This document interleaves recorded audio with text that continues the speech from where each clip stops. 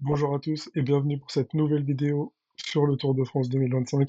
Donc aujourd'hui, on va se consacrer uniquement sur quelques coureurs français et je vais vous expliquer quels coureurs français je vois briller, sur quelle étape et qu'est-ce qu'il faut attendre de ces coureurs durant cette course de 3 semaines. Donc on va commencer par le premier français, c'est Julien Alaphilippe. Donc ici, je vous ai listé toutes les étapes qui lui correspondent où, selon moi, il a une chance de jouer une victoire d'étape. Donc c'est uniquement des étapes de puncher baroudeur.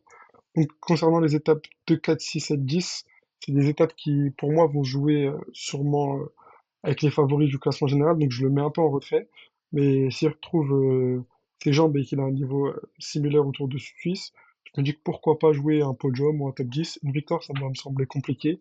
Mais pourquoi pas? C'est encore d'expérience qui a déjà porté le maillot jaune, comme vous le voyez à l'image, qui a de multiples victoires d'étapes sur le tour. Donc, je me dis que pourquoi pas.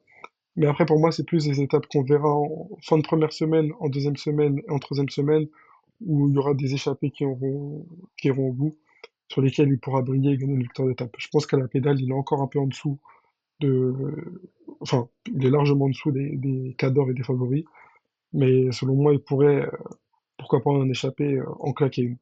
Donc c'est ce qu'on va lui fêter, et l'objectif pour moi, c'est qu'il ramène une victoire d'étape et qu'il renoue avec une victoire d'étape sur le World Tour après sa dernière victoire sur le Giro l'année dernière. Maintenant, on va passer au second coureur français. Donc celui-ci, c'est Kevin Vauquelin, donc coureur qui cartonne depuis le début de saison. Donc là, il y a énormément d'étapes où il peut briller. Pour moi, l'objectif, c'est même s'il a fini dans le groupe de tête, pardon, sur l'étape du jour aujourd'hui et qu'il est parmi les favoris, pour moi, son objectif, c'est vraiment de gagner une étape. Je ne vois pas avoir les jambes pour jouer un top 10 au classement général. Et il a montré, avec ses performances sur la Flèche Wallonne, qu'il pouvait rivaliser avec les meilleurs. Il fait deuxième l'année dernière, derrière Stephen Williams, mais cette année, il fait deuxième derrière Tadej Pogacar. Donc ça situe le niveau de Monsieur Vauclin. Donc pour moi, avec toutes ces étapes de punch en début de saison, en début de tour, pardon, qui arrivent en plus pour certaines en Bretagne, là où il suit son équipe, pour moi, il a vraiment quelque chose à jouer sur ces étapes-là. Et j'aimerais bien le voir se mesurer au leader sur la première semaine. Et après, sur les étapes alpestres ou des Pyrénées ou les étapes de baroudeur, pourquoi pas tenter une échappée pour jouer la gagne. Parce que pour moi, les étapes qui vont jouer en début de semaine, elles seront, en début de tour, elles sont vraiment pour les favoris.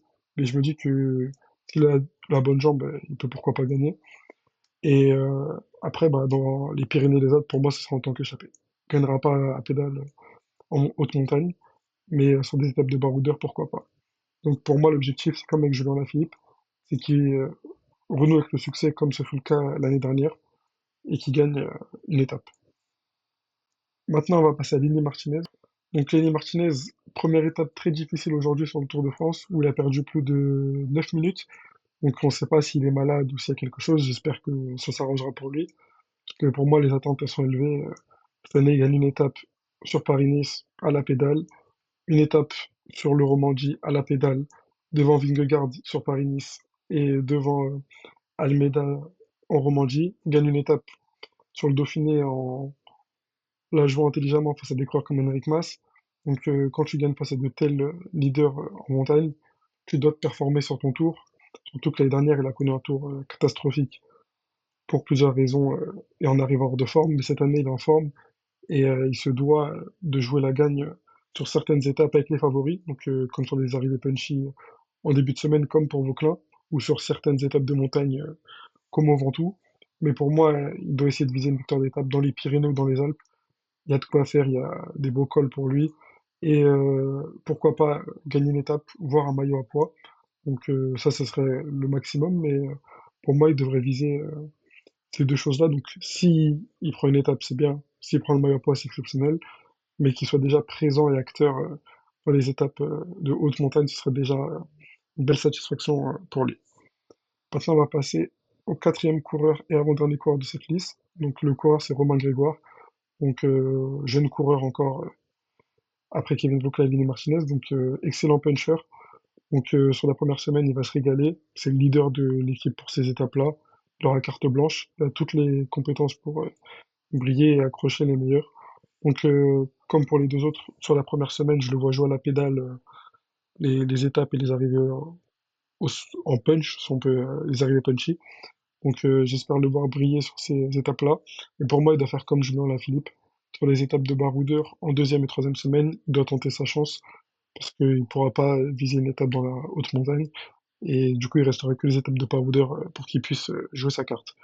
Donc l'objectif pour moi, ça sera de viser une victoire d'étape. Ce serait une très belle chose pour lui. Et la seconde, ce sera de se jauger face au leader.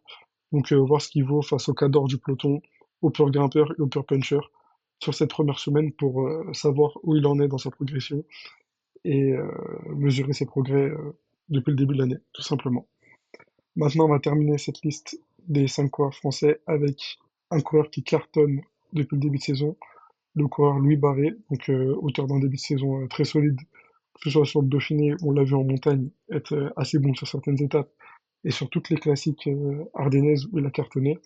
Donc pour moi, l'objectif sur ce tour, c'est qu'il puisse confirmer en étant actif dans les échappées sur certaines étapes, notamment en deuxième et troisième semaine, avec des étapes qui pourraient lui correspondre, avec un peu de dénivelé, des étapes assez longues qui pourraient lui permettre de viser une victoire d'étape. Donc je ne lui mets pas la pression. L'objectif, c'est pas non plus de s'il gagne, c'est exceptionnel, mais s'il est acteur, ce serait déjà une bonne satisfaction et ça validerait de l'excellent début de saison qu'il réalise. Donc pour moi, si on récapitule bien concernant les attentes sur les 5 coureurs français, on voit qu'ils sont quand même les 5 en dessous du gratin mondial sur tous les aspects, que ce soit les étapes punchy et les étapes de montagne. Mais ils ont quand même des qualités très intéressantes. Ils sont pour la plupart tous jeunes, avec une marge de progression intéressante. Et pour moi, il y aura forcément des opportunités. Donc à eux d'être dans les bons coups, dans les échappées et de la jouer finement pour lever les bras sur le tour national. Donc, ce que j'espère, c'est une victoire d'étape pour chacun de ces coureurs, même si ça va me sembler compliqué que ces 5 coureurs gagnent. Mais si 2 des 5 coureurs remportent une étape sur le tour, ce serait déjà un tour réussi. J'espère en tout cas les voir tout au long de ces 3 semaines. Je vous remercie et je vous dis à très bientôt.